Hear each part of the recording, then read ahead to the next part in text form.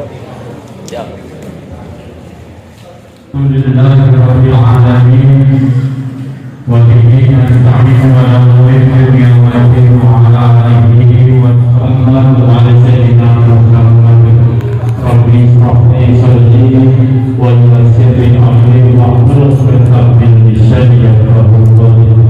Yang bersama-sama kita hormati dan kita muliakan wong kita di alam barzakh mendapatkan hikmat, mendapatkan rahmat di sisi Allah Subhanahu wa taala.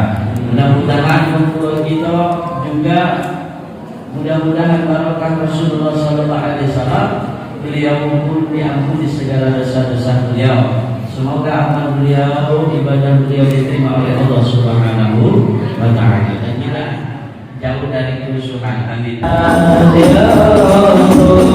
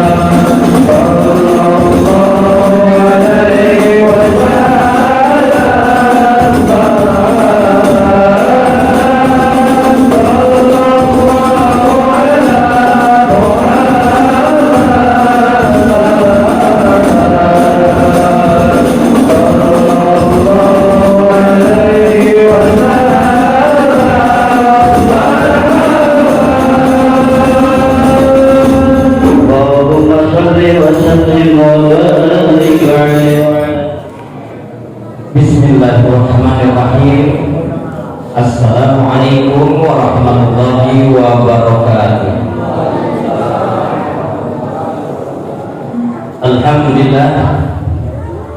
Alhamdulillah nahmaduhu wa nasta'inuhu wa nastaghfiruh wa may yudlil fala hadiya lahu. Asyhadu an la ilaha illallah wahdahu la syarika lahu wa asyhadu anna Muhammadan 'abduhu wa rasuluhu la nabiyya ba'da. Allahumma shalli wa sallim wa barik ala sayyidina wa nabiyina Muhammadin wa ala alihi wa sahbihi ajma'in, amma ba'du.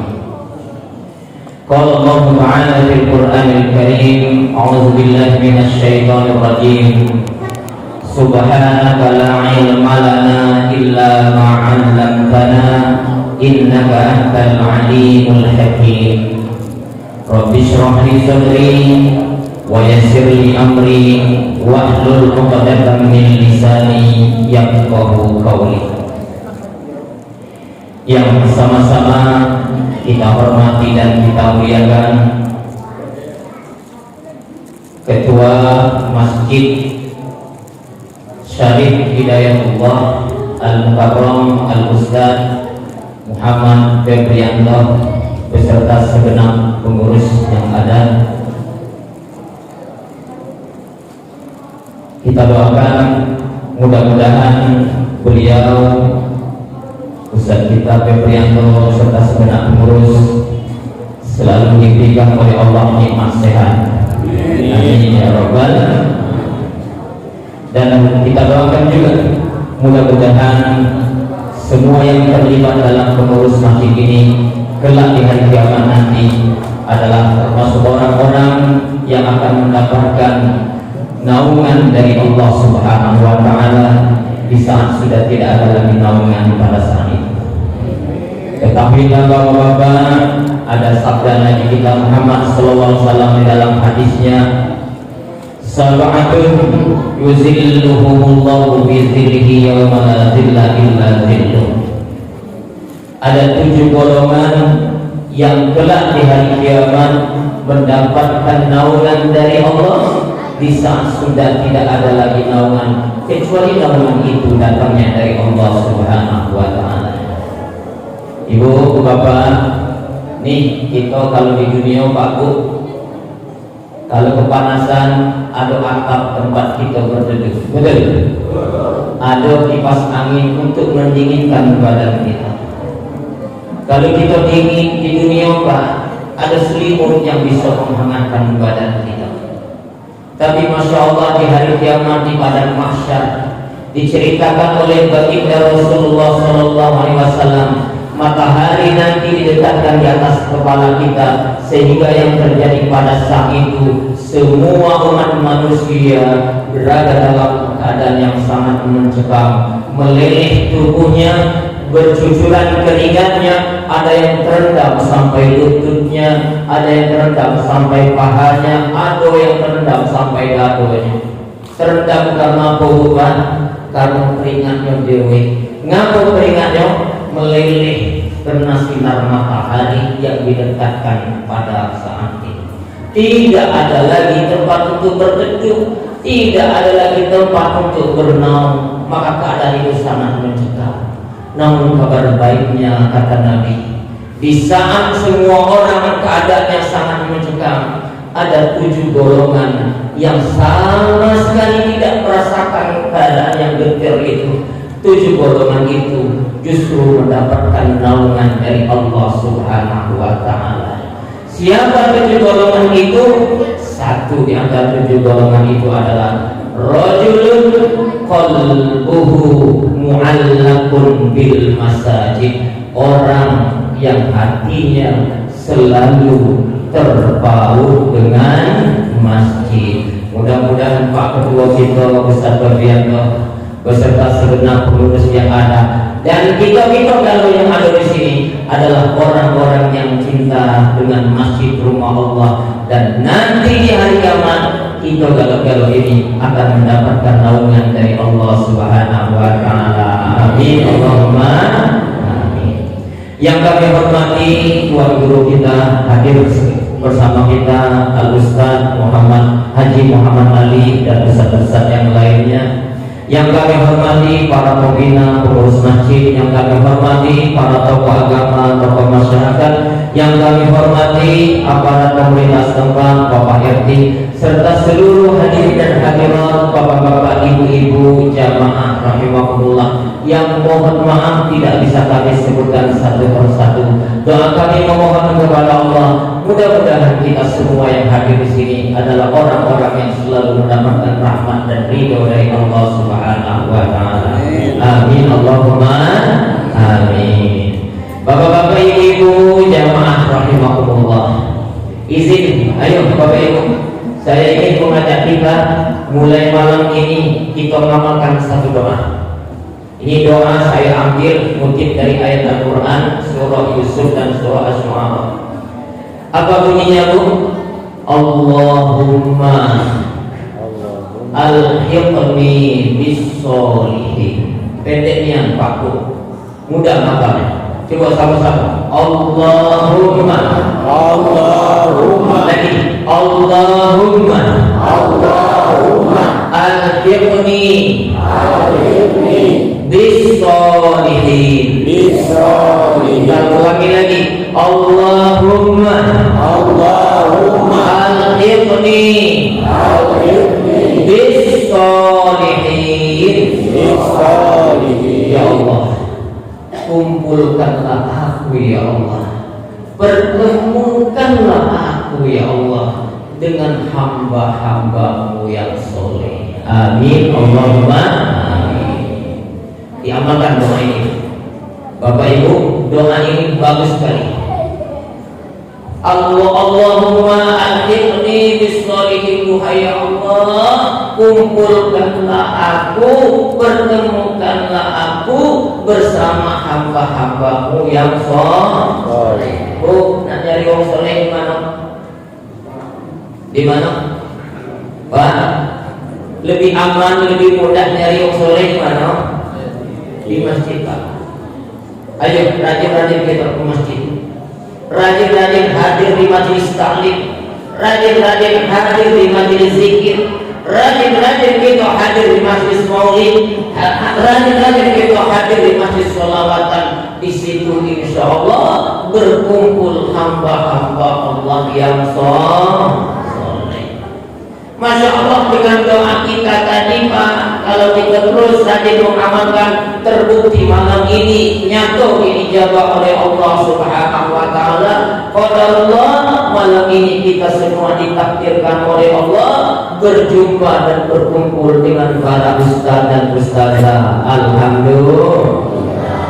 Dengan doa kita alhamdulillah, malam ini juga kita ditakdirkan oleh Allah berkumpul dan berhimpun dengan para tokoh agama. Dengan doa kita juga ya Allah alhamdulillah Bapak Ibu, malam ini pun kita ditakdirkan oleh Allah berkumpul dan berhimpun bersama para tokoh agama, tokoh masyarakat. Dengan doa kita tadi Bapak Ibu, alhamdulillah malam ini kita berhimpun dan berkumpul di rumahnya Allah, Masjid Syarif Hidayatullah. Dan yang paling spesial adalah dengan doa yang kita panjangkan, malam ini kita ditakdirkan oleh Allah berkumpul bersama orang-orang yang cinta sholawatan. Dengan cinta sholawatan, insya Allah kita kalau ini adalah orang yang cinta dengan siapa?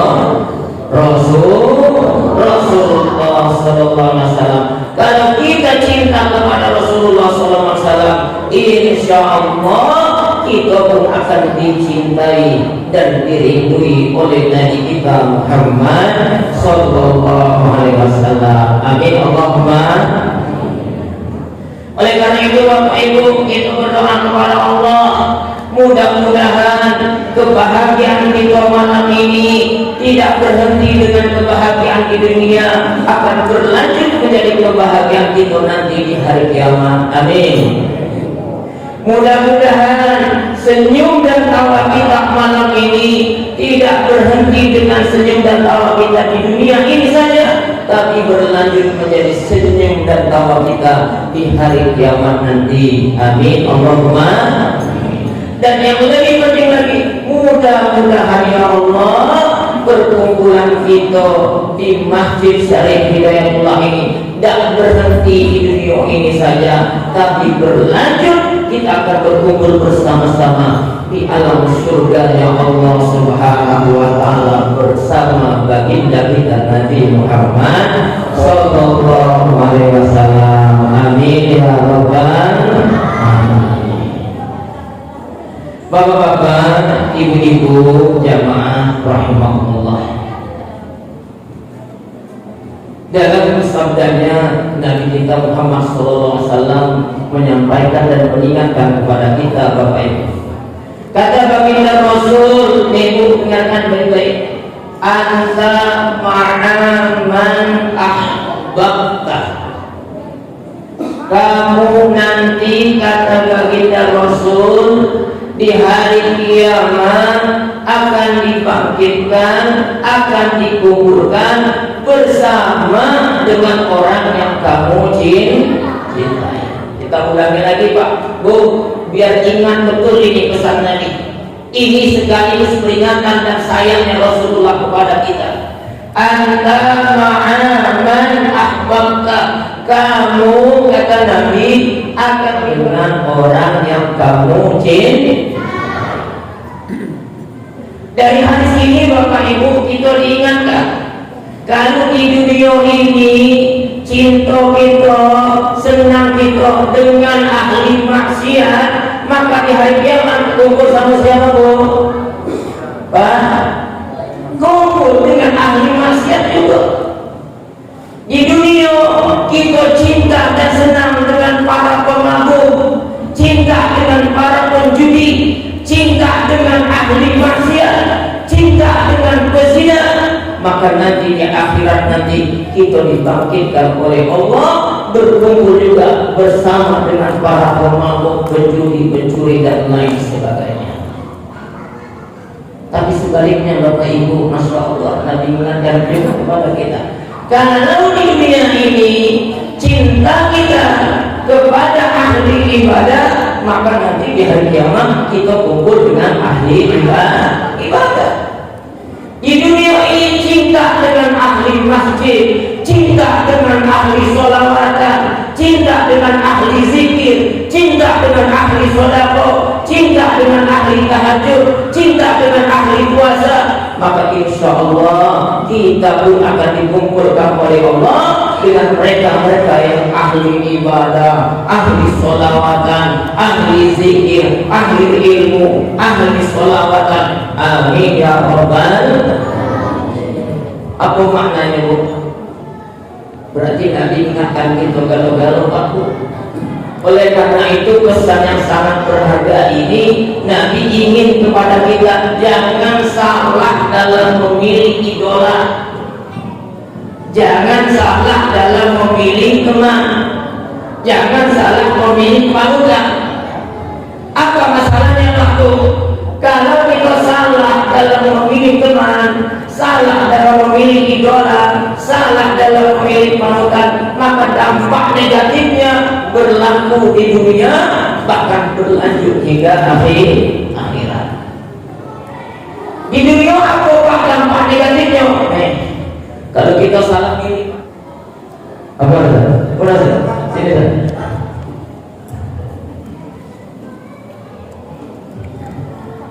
Sini. Bapak-bapak yang ibu jamaah, oleh karenanya kita disuruh cerdas dalam memilih teman, cerdas dalam memilih idola, cerdas dalam memilih panutan. Kenapa?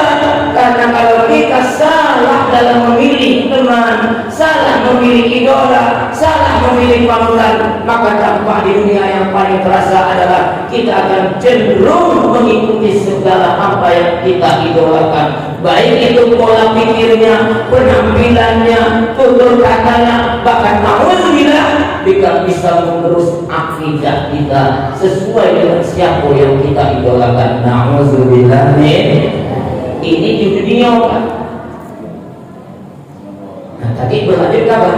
Berlanjut juga di akhirat. Sesuai dengan hadis Nabi tadi, anta ma'aman ahbabta. Di akhirat gimana? Nah, di akhirat Bapak Ibu, masalahnya kita mengenai nasib. Di akhirat cuma 2 tempat yang Allah sediakan. Kalau tidak surga, neraka. Maka kalau kita salah memilih idola, salah memilih teman, salah memilih panutan, dampaknya pun berlanjut hingga akhirat. Kita akan berkumpul bukan surga tempatnya, tapi di neraka. Na'udzubillah min dzalik. Anta ma'aman ahbab. Ibu bapak yang rahimahullah, kalau kita ditanya Pak, neraka seperti dalam kasus peristiwa Isra dan Mi'raj. Basarun telah terpasang. Itu mantap. Nabi pacak nengok alam surga, pacak nengok alam neraka. Kita tidak. Lalu Nabi punya apa lagi? Punya telinga. Kita punya telinga tak Bu? Punya. Sama dengan Nabi Pak. Terus bedanya di mana? Ternyata telinga Nabi Pak pacak dengar apa yang tak bisa kita dengar. Suatu ketika baginda Rasul Pak melewati alam kuburan, melewati kuburan bersama beberapa sahabat Nabi Rasul Nabi kita Muhammad SAW. Lalu Nabi berhenti sejenak, nyuruh sahabat, ayo ambil bekal rumah, kata Nabi. Ambil bekal rumah, dibelah dua, taruh di pucuk yang ini, taruh di pucuk kuburan si yang A, dan taruh di pucuk kuburan si yang B. Ya Rasulullah, kenapa ya Rasulullah? Ada apa naruh bekal rumah di pucuk kuburan dua ini? Kata Rasulullah, ini uangnya dalam kuburan sedang tersiksa. Jadi telinga Nabi Pak nganeng Pak, nganeng apa yang terjadi di dalam kuburan. Rupanya penghuni 2 kuburan ini sedang tersiksa. Ya Rasulullah, apa salahnya ya Rasulullah? Nah, jadi Pak Bu, melalui hadis tadi, kata Nabi ini, yang ini kuburan ini dosanya dosa mulut. Di dunia mulutnya tak terkontrol, galak riba, galak gosip, galak ngatur wong, galak nyacing wong. Nih Pak Bu, yang dalam kuburan tersiksa, belum sampai ke alam akhirat, belum masuk alam kiamat, baru singgah di alam barzakh, singgah di alam kubur. Lasaro duluan Pak disiksa. Apa salahnya Bu? Salahmu mulut. Ayo mulai malam ini jago mulut kita, kontrol mulut kita Pak. Kata Nabi dalam hadisnya apa? Kata yang baik, kalau tak baca kata yang baik, diam baik. Nih, gara-gara mulut, dosa mulut, ternyata sangat fatal, sangat bersiko. Belum sampai ke alam akhirat, belum masuk hari kiamat, baru singgah di alam barzakh, masih singgah di alam kubur. Lasaro duluan disiksa gara-gara dosa mulut. Nah, jadi Nabi taruh tempat rumah ini. Lalu ya Rasulullah, yang kuburan situ ini apa salahnya ya Rasulullah? Dosanya. Yang ini kata Nabi gara-gara kencing, tidak beres, tidak bersih. Ini biasanya siapa Pak? Lanang atau tidak? Nah, ini mana? Sepanjang jalan, kalau kita nangkap lembang, kalau ada mobil berhenti, pintu terbuka, gawainya apa Pak? Hati-hati Pak, kita yang mana nih? Gak ada beres masalah kencing. Masya Allah, dosanya bersiko benar Pak. Nanggungnya masalah kencing. Kata Nabi ngomong tersiksa gara-gara kencing. Maka bapak-bapak, ibu-ibu, 2 dosa ini harus kita hindari selama hidup di dunia ini. Bapak-bapak, ibu-ibu yang rahimahullah. Dari sini kemudian Nabi menceritakan, ya Rasulullah, ngapo harus naruh kelepah kurma ini? Dijawab oleh Rasulullah, ini kelepah kurma ini berzikir juga kepada Allah, sama cak kita berzikir juga kepada Allah. Cuma beda caranya dengan kita. Selama kelepah kurma ini masih basah, selama itu kelepah kurma ini masih berzikir kepada Allah. Dengan zikirnya kepada Allah, diharapkan yang di dalam kuburan ini diringankan siksanya oleh Allah Subhanahu wa ta'ala. Bapak Ibu yang rahimahullah, Allah. Dari sini kemudian para ulama kita cerdas, Pak. Ulama kita kemudian satu menyarankan kepada kita, kalau punya dulur yang meninggal, mbak kita, mak kita, nenek kita, kakek kita, dulur-dulur kita yang meninggal dunia, kuburannya jangan lantangian, ya, jangan lantangian. Memang nengoknya rapi kuburan lantang. Tapi kata ulama, berdasarkan hadis ini, sisakan sedikit ada tempat yang bisa tumbuh-tumbuhan. Tanamin bunga, jangan taruh batu galuh situ, batu putih gitu ya. Memang rapi ini ya Pak. Tapi sisakan tempat yang bisa tumbuh bunga misalnya. Ngapa diharapkan dengan tumbuhan yang tumbuh di sini dia selalu berzikir kepada Allah. Kita nak kati muka rumah dia buat tumbuh-tumbuhan yang ada di sini tak ya.